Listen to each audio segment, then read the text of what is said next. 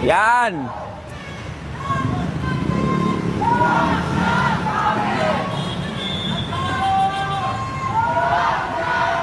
Yan mga boss. Nandito kami sa Recto para kalampagin ang gobyerno natin. Yan, i-record nyo na to. Utang ina nyo mga congressman. Galit na ang taong bayan. Ayan na mga boss, oh. Galit na ang taong bayan.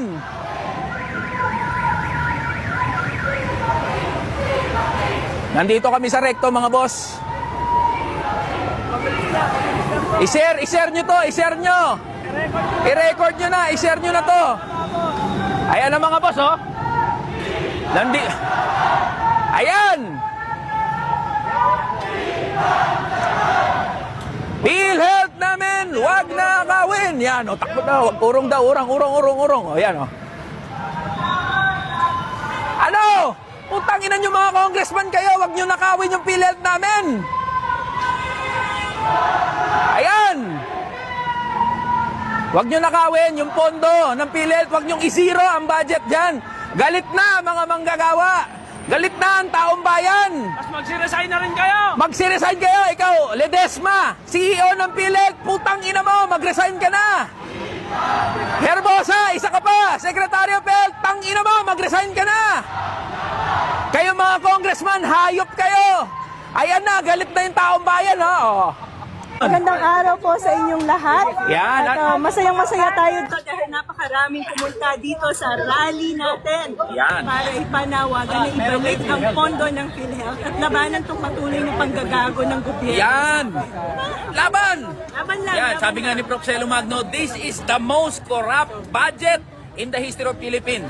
Kitang-kita po yan, no, sa pangungurakot ng mga politiko natin. Unang-una na si Speaker Romualdez at sa mga nasa House of Representatives na walang ginawa kundi magpamudmod ng ayuda.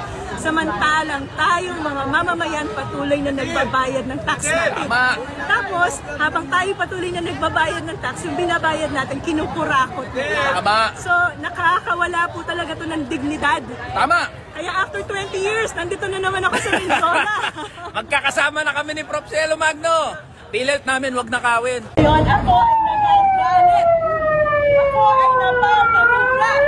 Pero iiwanan ko na kay Ila yung pagmumura. Bakit po? Dahil patuloy tayong ginagago at patuloy tayong niloloko ng gobyerno ito.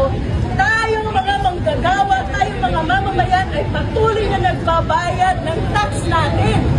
Pero patuloy naman tayong niloloko dahil yung tax na binabayad natin, imbes na ibalik sa atin sa serbisyo, kagaya ng PhilHealth at maayos na edukasyon, ito ay inilalagay sa ayuda, inilalagay sa akap pang pamudmod ng mga politiko, lalo na si Speaker Romualdez na walang ginawa kung hindi mag-roadshow para magpamudmod ng akap.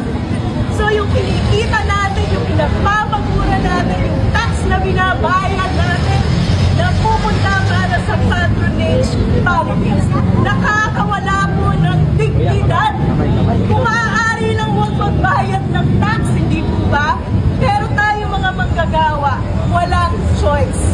Walang choice kundi patuloy na ibigay yung pera natin sa gobyerno kapalit ng walang kwentang pamamahala.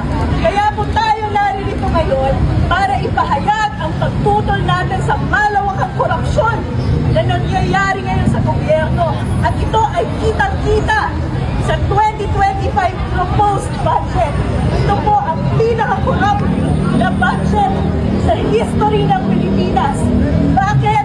Ito ay anti-Filipino, pro-politician. Nakita niyo naman, zero budget for PhilHealth. Diba? Ito ay isang pagtatraidor sa atin. Tayo mga manggagawa ay patuloy na nagbabayad ng PhilHealth, samantalang ang gobyerno tinatalikuran ang responsibilidad niya. Isang pagtataksil sa bayan. Nakita niyo naman, budget ng edukasyon, tinawasan. Pero yung infrastructure, dinagdagan ng 200 billion pesos. Kulang pa daw ang flood control project, sabi ng presidente. Nakakahiya naman habang tayong lahat lumalangoy sa baha. Kulang pa ang flood control